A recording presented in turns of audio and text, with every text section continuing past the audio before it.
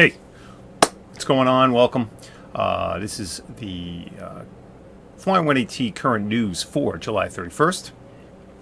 Not a heck of a lot of stuff to go over, just some news items that I found worth sharing with everybody. A little bit off the beaten path. We'll get right into it. Just a quick reminder, if you like broadcast and you like the new format, please drop some feedback. If you really like it, click follow. You can follow here on Periscope. We're also on the Flying 180 YouTube channel. Please subscribe there. First article we're going to get into is with the V8 Supercars.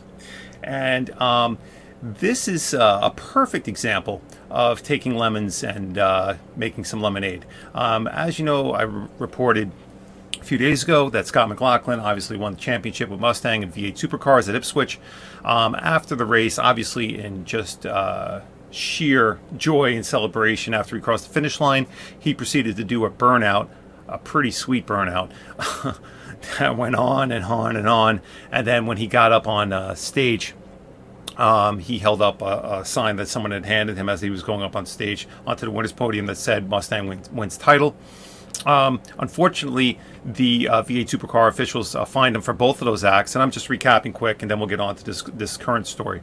He was fined $3,000 for the burnout, and fined an additional $10,000 for holding up the sign, which was a breach on the ban of promotional material, which is still a little baffling, and I haven't seen any more of a details in the description. But there was an uproar in social media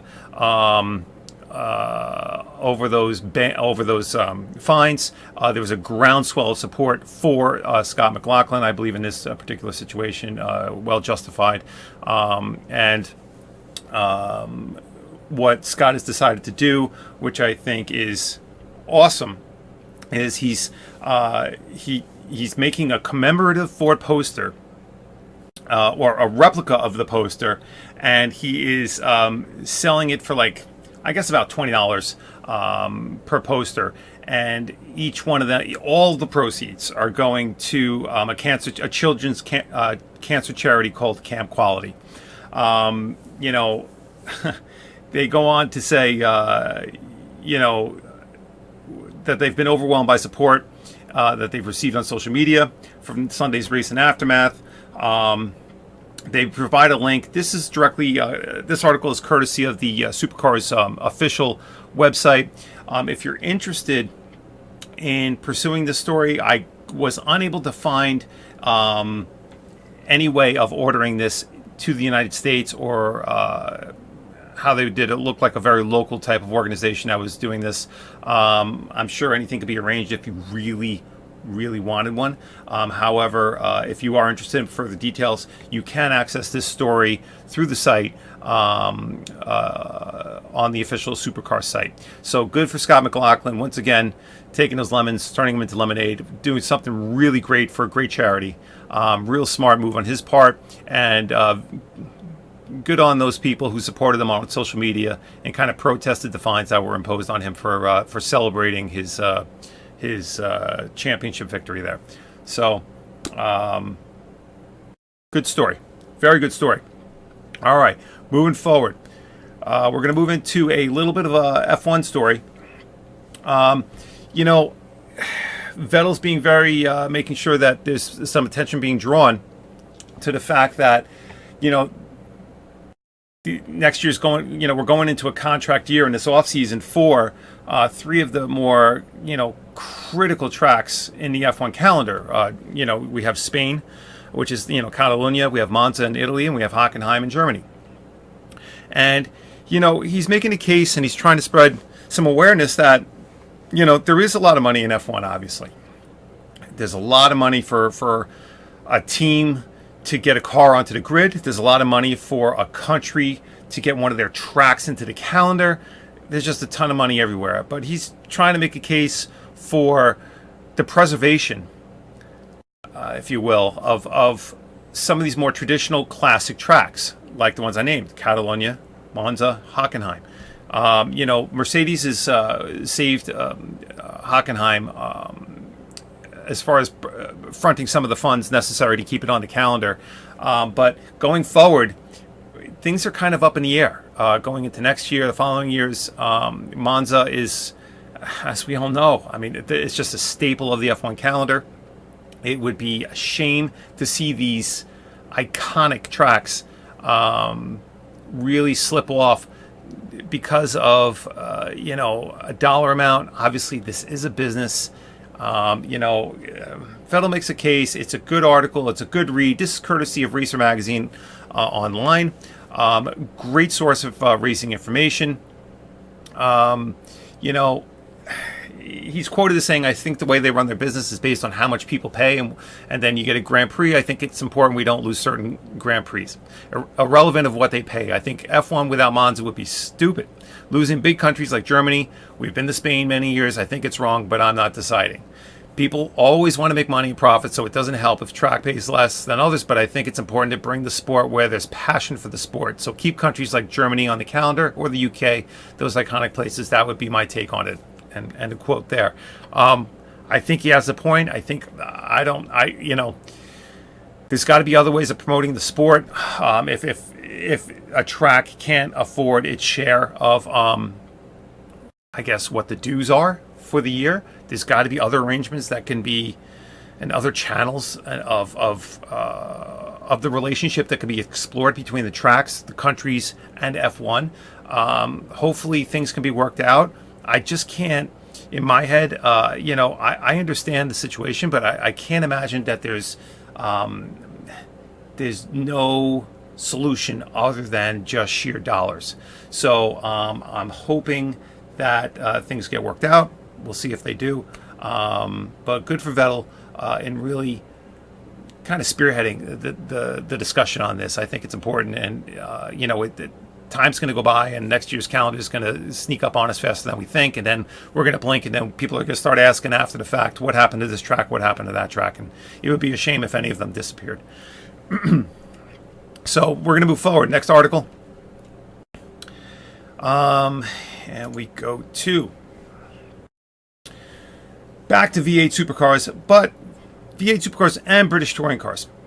This is more of a British touring car story. British touring cars are the first racing series to have a plan for a hybrid racing car.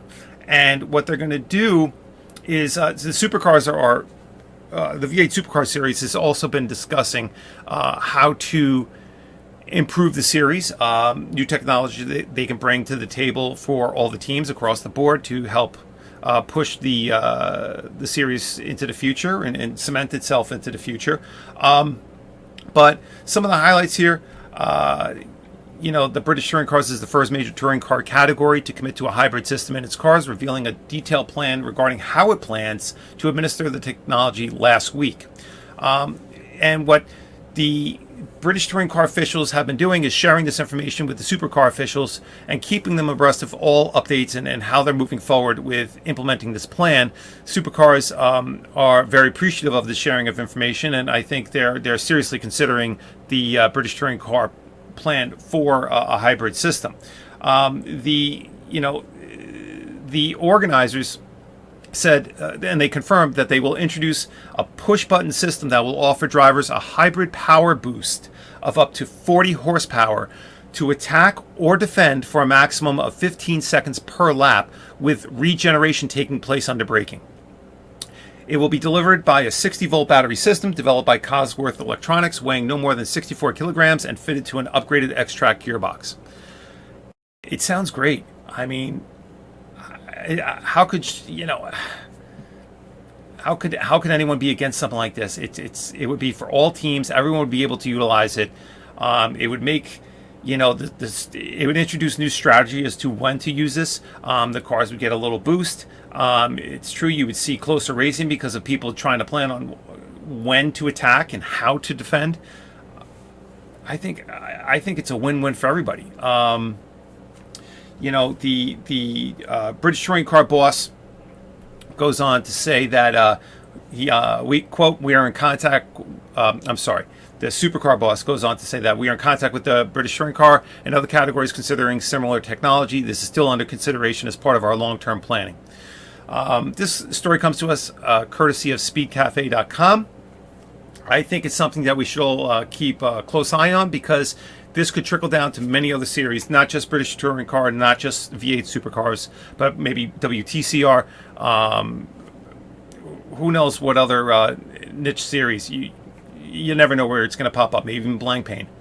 Who knows? But great story. Once again, courtesy of speedcafe.com. I think that's awesome. And that's going to be a quick current news session for today, Wednesday, July 31st. As always, people, what I say is, if you want to join Twitter stream Flying18T, all the latest racing news, everything we've discussed here is shared on the Twitter stream. Feel free, come, join, whatever, comment. You can always reach me on the main Twitter stream. As I mentioned earlier, if you like this broadcast, please follow, subscribe, and any questions, comments, suggestions are more than welcome.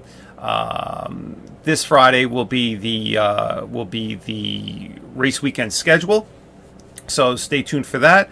But thank you very much for tuning in. I appreciate your time, and I hope everyone has a great evening. Thank you. Good night.